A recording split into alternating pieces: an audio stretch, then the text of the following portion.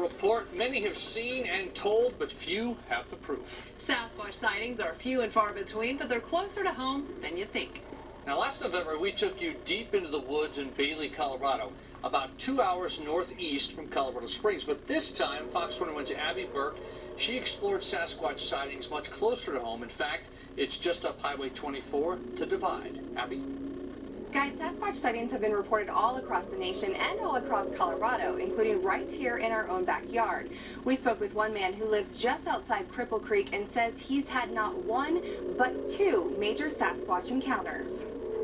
Leon Drew says his first Sasquatch encounter happened about 5 years ago. I saw these, 6 foot tall, black from head to toe, skinny things cross the road just outside the headlights of my Jeep. Drew started asking around and quickly found he wasn't the first to spot them. Oh yeah, that's a couple of young Bigfoot in the area. We see them all the time. His next Sasquatch encounter wouldn't happen until 2012 in Cripple Creek. Memorial Day weekend, I was out hiking, walking out of a grove of aspens, and standing between 2 pine trees was this huge, hairy, bipedal creature. And she wasn't alone. Behind her, I could see there was like a group of pine trees almost in a circle.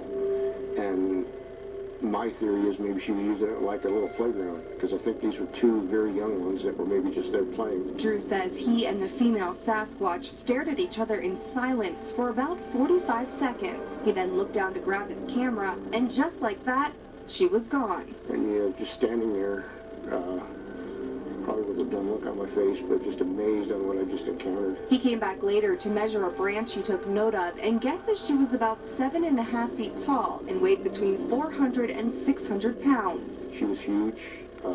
Her arms hung down past her knees. Her face was partially covered with hair.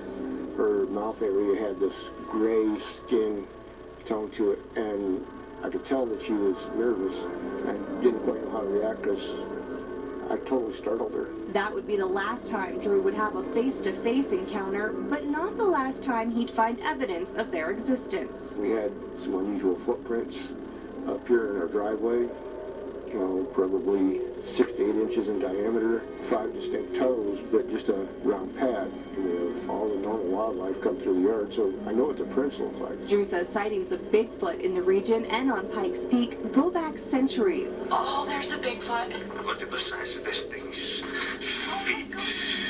It's got horns, like the devil, and there's one above it, too. The Indians call them the woods people. The whole Front Range, actually, is a great territory for them. Abundant food sources, abundant water sources, isolated areas. So we decided to head back out into the woods for another Squatch Watch, this time near the crags in Divide. Evidence collection bags, tweezers, so they'll contaminate with the find evidence. Oh, I'd love to run into another one. Now, here's something we're looking for. It's scat is probably the nicest term we can use for it. What does Sasquatch scat look like?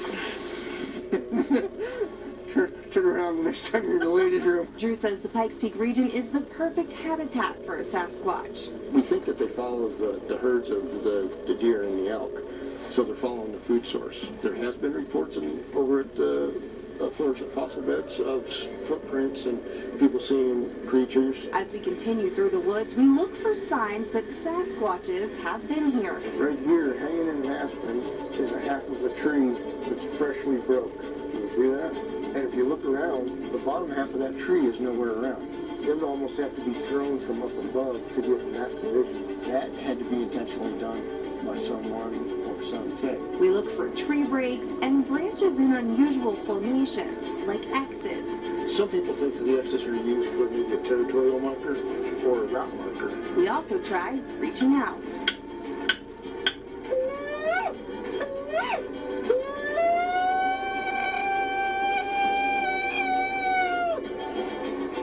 But there's no answer.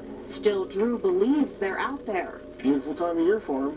There has been activity reported in here numerous times. I've had my own experience with the walking through our camp, so it would not be surprising at all. Now the question is, do you? Pay attention when you're in the woods.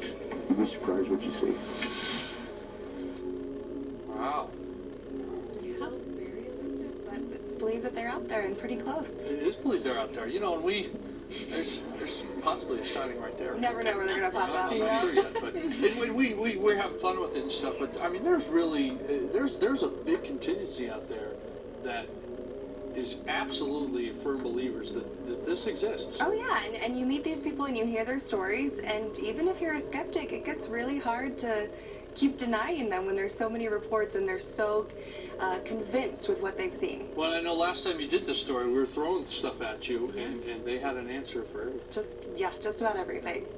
All right. Well, good luck in your continued search, Abby. Well, thanks. And if you had a Sasquatch encounter or have one, Leon Drew wants to know about it, and you can find him at Pikes Peak Crypto and Paranormal. And then coming up at 10, we're going to talk about one theory on how the Waldo Canyon fire may have impacted the ones that are here locally.